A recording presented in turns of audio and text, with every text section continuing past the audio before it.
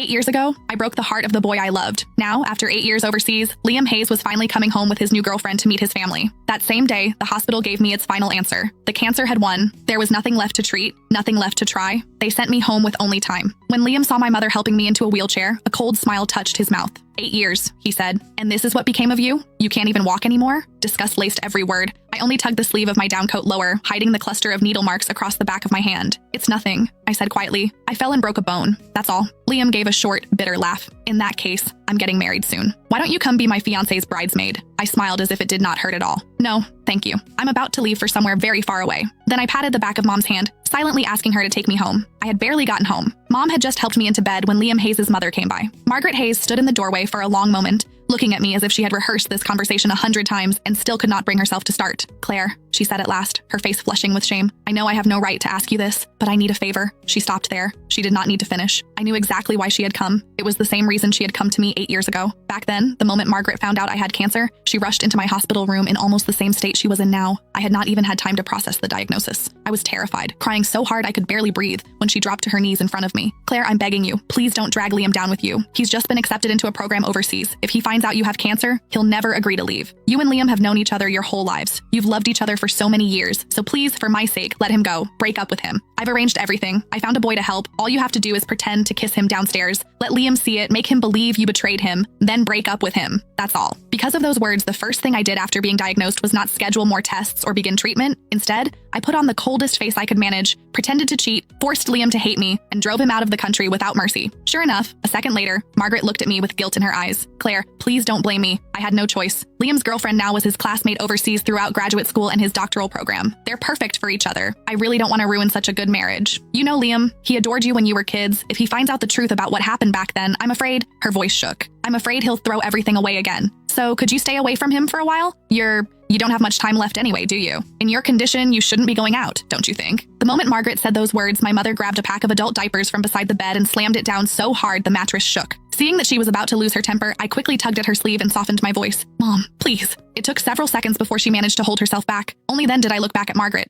I can promise I won't tell Liam what happened 8 years ago, I said calmly. But I can't promise I won't see him. No, I could not promise that, because during all 8 years of surgeries, chemo, and hospital ceilings, there had never been a day when I stopped missing Liam. When chemotherapy became too much to bear, I would clutch the old photo of Liam and me until my fingers cramped. Some nights, that picture was the only thing that kept me from giving up. I went through more surgeries than I could count. Some minor, some so dangerous Mom signed the consent forms with shaking hands. More than once, I was rushed into the ICU and almost did not wake up again. Every time, Mom stood beside my bed and shouted herself hoarse. Claire, have you forgotten? You said you were going to survive.